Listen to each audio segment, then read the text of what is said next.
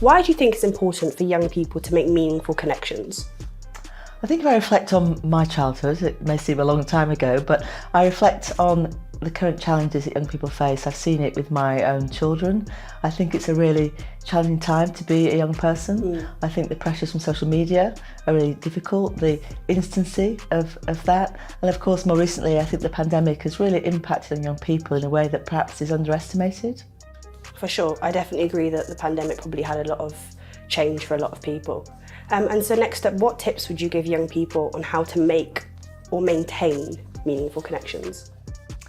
Well, first I think it's about them believing in the value of it. I'm fortunate, I think my kids are quite good communicators, but I know from my interactions with lots of their friends that they find that something that doesn't come so naturally.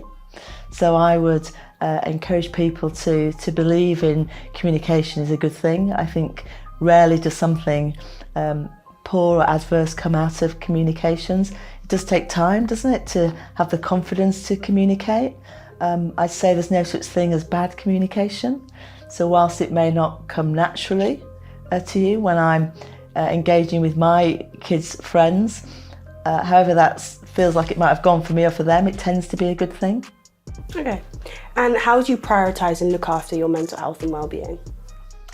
Well, I've had my own challenges with my mental health, so I think it starts with recognising it's a priority. So in my earlier days, when I had a young family, I was working excessively. I think I came close to burnout, and for me that was a kind of wake-up call. And so it is about prioritising time to do the things that I know preserve my mental health. So exercise is really important to me. Switching off from a job that can be all-consuming is really important. So for example, you'll rarely find me working at weekends. When I go home, I put my mobile phone on silent, so that WhatsApp that's nagging in my ear most of the day, I'm not in tune with that. So it's something about separating work from home and really indulging myself in family time. My kids will say to me sometimes when I'm not so good at that stuff is, "Mum, you're not present when you're present." And that again is important to me, to devote my whole self to those conversations, to communicating, so people feel heard, people feel that I'm really listening to them and not being distracted by the million things that are going on around me.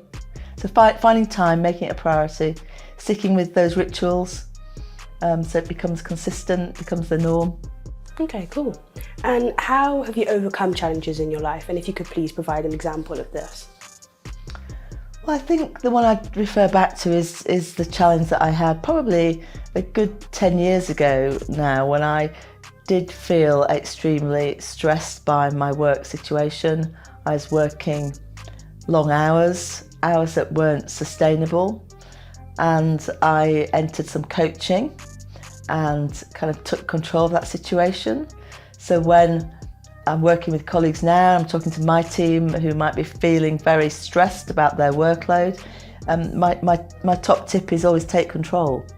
So we can very easily allow, I call them the time thieves, people to come and steal our time. The person that wants to grab you as you're trying to get home and have half an hour conversation with you when you're just trying to leave the building is to try to be sympathetic to those that need your ear, but control your own time, set your own priorities.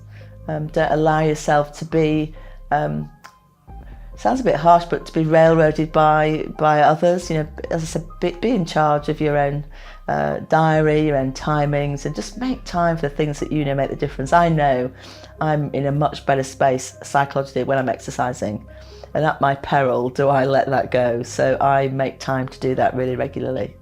Okay, and finally, what advice would you give your younger self and why? Oh my goodness. I would give my younger self the advice that it's a marathon, not a sprint. Young people have got a lot of working years and life ahead of them. So take time.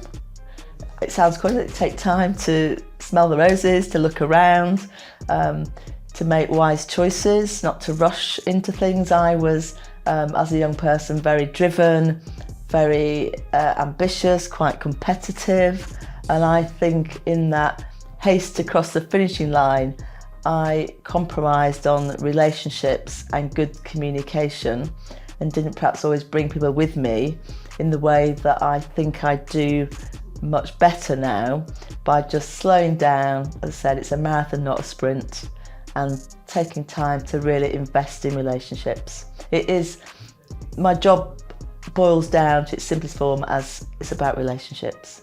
If I haven't got good relationships, I can't do my job. And I think that extends to my life outside of work. So yeah, to my former self is slow down.